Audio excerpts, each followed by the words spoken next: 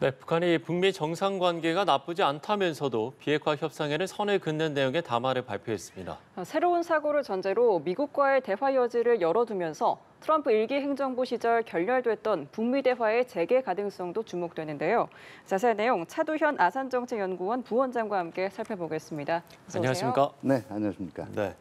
자, 어제 이재명 정부 들어 처음으로 대남 메시지를 냈던 김여정 노동당 부부장이 오늘은 미국을 향해 담화를 발표했습니다. 네. 이게 연이어서 대남 그리고 대미 담화를 발표를 했는데 의도가 있을까요? 전반적인 구도는 남북한 관계는 기대하지 말라고 선을 그은 거고요. 네. 북미 대화, 미국 대화는 관심이 있다라는 메시지를 던진 겁니다. 보다 자세하게 살펴보면 네. 28일 날 그 김여정 담화의 핵심 분야가 결국 그 이재명 정부도 한미동맹 맹신이라는 점에서 이전 정부하고 다를 바가 없다. 그렇게 해서는 대화가 안 된다라고 얘기한 거거든요. 그리고 그 전에 27일 그 정전협정 그 이 체결일 관련해서 이게 북한은 전승절이라고 부르거든요. 네. 북한 매체에서 이런 표현이 나왔어요. 세계 전쟁사가 알지 못하는 땅크 전법으로 서울시가 입장하여 적의 아성에 인공기를 휘날린 이게 결코 대화를 염두에 두고 있다라면 나올 수 있는 발언이 아니거든요. 네네. 반면에 지금 그 이 대미 메시지에서는 트럼프 대통령하고는 좋은 관계를 계속 유지해 왔다라는 거고요.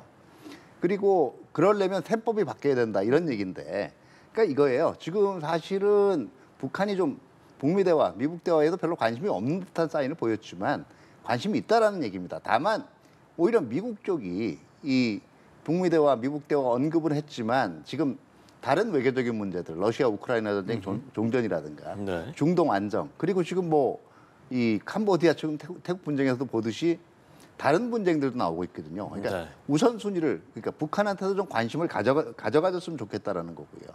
다만 그렇게 해서 대화를 할 경우에 기존과 같은 비핵화 대화 안 하겠다는 얘기예요.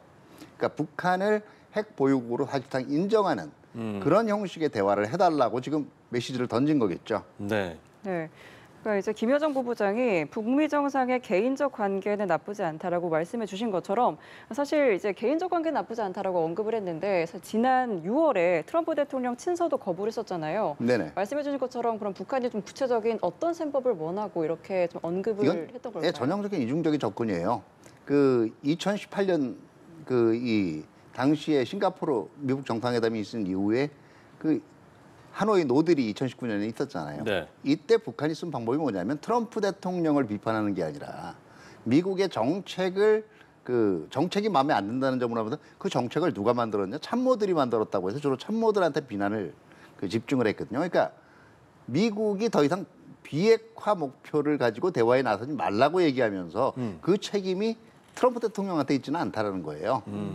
그러니까 이제 18년, 19년식에 바로 정상회담으로 가는 탑다운 어프로치를 통해서 문제를 풀어야 문제가 해결될 거다. 지금 이런 사인을 던졌다고 볼 수가 있죠. 예. 탑다운 방식을 이야기를 해주셨는데, 그러니까 어찌됐든 지금 이제 비핵화는 우롱이다 이렇게 이제 표현을 하지 않았습니까? 네네. 그러면 어떤 방식으로 하면은 대화에 나설 거라고 보세요? 결국은 자, 북한 입장에서 핵보유국을 인정해달라는 게 어떤 거냐면요. 핵보유국이라는 게 무슨 라이센스가 있는 게 아니잖아요. 그렇죠. 그럼 대부분 이제 기존 국가들이 핵보유국으로 이제 사실상 공인되는 과정이 이제 어떤 것들이 있냐면 이제 소극적인 용인이라는 게 일단 현상을 인정을 하는 거고요. 네네. 두 번째는 거기서 한 걸음 더 나가면 제재가 이제 좀 해제가 돼요. 그다음에 세 번째는 협력을 추구하는 경우인데 일단은 지금 북한이 얘기하는 거는 제재 해제 쪽이라고 봐야 되겠죠. 네, 또 하나 김여정 부부장이 미국에 새로운 사고로 다른 접촉 출로를 모색하라라고 했습니다. 그렇다면 좀 비핵화 말고 북한이 좀 대화의 주제로 생각하는 게 뭐가 있을까요? 네, 결국 이 비핵화 회담이 아니라 미북 핵 군축 회담이에요. 그러니까 결과적으로 북한의 핵 능력을 완전히 제거하는 것이 아니라 네. 쌍방이 이제 상응 조치를 취해가면서 북한 핵 능력은 어느 정도는 유지를 하고 특히 이제 아마 한반도를 겨냥한 전술핵 능력은 여전히 유지를 하려고 할 겁니다. 그런 가운데서 나머지 이제 북한의 기존 요구들이 있잖아요. 주한미군의 이제 철수라든가 한미연합훈련 중단 이것들을 이제 논의 의제로 하자라는 얘기죠. 그런데 이게 전혀 새로운 접근이 아닌 게 이미 2018년, 19년에도 다른 셈법을 적용을 해야 된다든지 새로운 길을 갈 수 있다 이런 용어가 나왔기 때문에 그거의 동어 반복이라고 보시면 될 거예요. 예. 앞서 이제 대미 메시지와 또 대남 메시지를 분석을 했습니다만 이게 묘하게 조금 이제 기류가 다르지 않습니까? 네. 뭐 어제 같은 경우에는 이제 남북 관계를 넘어서 조한 관계라는 표현을 썼고 네네. 결국에는 이제 적대적 두 국가론을 이야기를 하는 부분이고 예. 지금 미국과는 좀 우리와는 좀 다른 이제 유화 제스처를 좀 나타내는 듯한데 네네. 그렇게 되면은 만약에 이제 북미가 대화에 나선다면 한국은 소외되는 게 아니냐 이런 이제 우려의 시각도 있거든요. 이 부분은 어떻게 보세요? 근데 북한은 의도가 분명한 게 우리 소외시키고 지금 아. 미국하고 직접 대화를 하겠다는 거고요. 네네. 지금 우리가 이제 걱정을 하고 있는 건 미국 쪽도 그러면 그 이 남북 관계와 무관하게 미북 관계만 이제 먼저 발전을 시키는 쪽으로 이게 우리 우려 아니겠습니까? 예. 그렇다면 우리 쪽에서는 미북 한미 간에 동맹과 관련된 의제들이 되도록 이 의제화되지 않도록 그 한미 쪽의 협력을 강화해 나가야 되겠죠. 그러니까 뭐 지금 그 일부에서는 그 연합훈련이라든가 이런 문제도 나오는데 이거는 먼저 거론하는 게 별로 좋지는 않아요. 왜냐하면 첫 번째는 이 부분들에서 과거에도 이게 대화가 진행되는 과정에서 자연스럽게 이루어진 조치지 먼저 우리가 이걸 해제한다라고 해서 뭐 예를 들면 연합훈련 예. 일정을 조율한다든가 이런 예, 부분을 예. 말씀하시는 북한이 거예요. 움직이지는 않습니다. 두 번째는 이게 오히려 미국 선택지를 제약을 해버릴 수가 있다는 거예요. 세 번째는 지금 한미 간의 공통 목표라는 게 지금 북한 비핵화잖아요. 네. 그러다 보니까 또 아까도 말씀하셨지만 한국 소외가 일어나게 되면 우리에 대한 안전 보장이랑은 별도로 미국이 일단 미 본토의 안전부터 보장받는 쪽으로 갈 수가 있어요. 그럼 미국이 그동안 한국에 대해서 보장하고 있던 확장 억제, 이 공약이 약화될 수도 있거든요. 네네. 그렇기 때문에 오히려 이 부분들은 한미 간의 긴밀한 조율을 통해서 얘기를 하는 것이 더 타당하고요. 특히 연합훈련 같은 경우에는 사실은 이게 뭐 매년 수개월 전부터 조율을 통해서 이루어지는 거란 말이에요. 이렇게 제도화되는 것들이 트럼프 행정부가 또 임의대로 한국에 대한 안보 공약을 함부로 조정할 수 없게 만드는 안전판도 되거든요. 근데 이게 선례가 갑자기 뭐 한 1개월 앞두고 뒤집어질 수 있다는 선례를 남기면 오히려 우리한테도 별로 좋지는 않죠. 그러니까 김 부부장의 담화 직후에 미국 반응도 나왔는데요. 백악관이 트럼프 대통령은 북한의 완전한 비핵화를 포기하지 않았으며 지금도 이를 위해서 김정은 위원장과 대화하려고 한다는 입장을 밝혔습니다. 결국은 그러면 북한이 요구하는 조건을 받아들이지 않겠다라는 이런 의미로 해석하면 되겠습니까? 네, 미국 입장에서는 뭐 여러 가지 그동안 전망이 나왔지만 완전한 북한 비핵화라는 걸 포기할 수 없을 거예요. 네. 어쨌든 대외적으로는요. 왜냐하면 이게 북한을 사실상 핵 보유국으로 인정하는 순간 미국이 그 지향하고 있는 세계 비확산 체제 자체가 흔들릴 중대한 위협에 처하게 됩니다. 그렇기 때문에 뭐 북한과의 대화를 위해서 이걸 완전한 비핵화 이거를 포기할 수는 없고요. 다만 제가 보기에는 비핵화를 궁극적인 목표로 하되 일단은 그 미 본토를 겨냥한 북한의 핵 위협을 먼저 그 이 경감하는 쪽에 그런 쪽의 해결 방안을 택할 수는 있겠고요. 두 번째 고려해야 되는 게 예. 이 북한이 지금 던지는 메시지는 이제 앞으로 대화를 할 때 우리를 과거보다 몸값을 좀 높게 올려 불러야 될 거다 이런 거거든요. 네. 우리는 2018년하고는 확실히 다르다라고 얘기하는 거예요. 근데 거꾸로 트럼프 행정부의 입장에서도 또 다르게 볼 수가 있는 게요. 결국은 지금 그 북한이 저렇게 갑자기 어차피 막 대화에 무관심한 듯이 나오다가 하다라는 건 또 급하다라는 반증도 되거든요. 그러면 오히려 시간을 더 끌면서 그 뭐 지금 관세 협상도 그렇지만 트럼프 대통령 협상 상태를 보면 항상 상대보다 우위에 선 상태에서 협상을 하려고 그런단 말이에요. 네네. 근데 북한의 요구를 들어주고 하는 그런 협상이라는 걸 선뜻 받을 리가 없는 거죠. 그리고 또 하나의 구도를 보면 지금 그 뭐 러시아 우크라이나 전쟁도 그렇고 전반적으로 트럼프 대통령이 강조하는 게 강대국 간 거래예요. 일단 세계에서 미중 전략 경쟁이란 부분들 자체하고 연계해서 러시아하고의 거래를 지금 굉장히 공을 들이고 있거든요. 네. 네.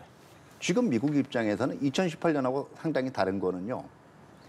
어떻게 보면 북미 관계는 그 미러 관계에 따라서 끌려올 수 있는 하나의 보조적인 변수로 생각을 할 수도 있는 거예요. 그게 북한이 지금 계산하고 있는 바와는 좀 다른 방향일 수가 있는 거죠. 예. 그러니까 지금 말씀은 2018년, 2019년과 비교를 했을 때 지금은 그러니까 북한과 러시아가 긴밀한 관계를 유지하고 있기 때문에 그때와는 달리 그러니까 결국에는 러시아가 이 북미 대화의 어떤 변수가 될 수 있다 이렇게 보면 되는 거죠.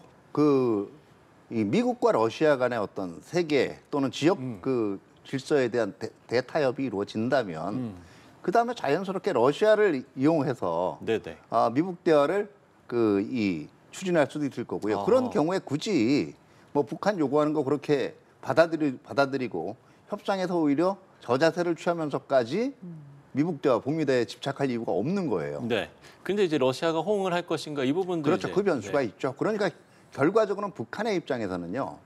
그 러시아의 호응이 변수기는 하지만은 러시아도 또 고려할 수가 있는 거거든요. 그러니까 북한 입장에서도 북러 관계라는 게 지금 단기적으로는 어떤 그 식량이라든가 경제 지원, 에너지 같은 걸 공급해주는 굉장히 긍정적인 측면이 있지만 네. 북러 관계로 인해서 자신들이 선택지가 제약될 수 있다는 위험성도 동시에 있는 거예요. 네, 그렇기 때문에 트럼프 대통령이 완전한 비핵화 정책을 유지한다면 북미 대화는 좀 어렵지 않을까 생각이 드는데 하지만 또 상대가 이제 트럼프 대통령이다 보니까 좀 즉흥적인 성격이 좀 변수가 되진 않을까요? 그렇죠.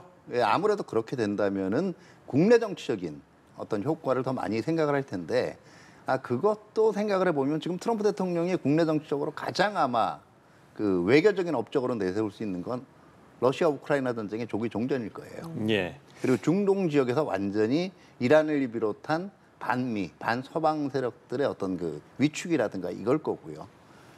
제가 볼 때는 여전히 미북 대화를 통해서 어떤 외교 업적을 자랑할 만한 그런 이 동기는 좀 여전히 낮다라고 볼 수가 있어요.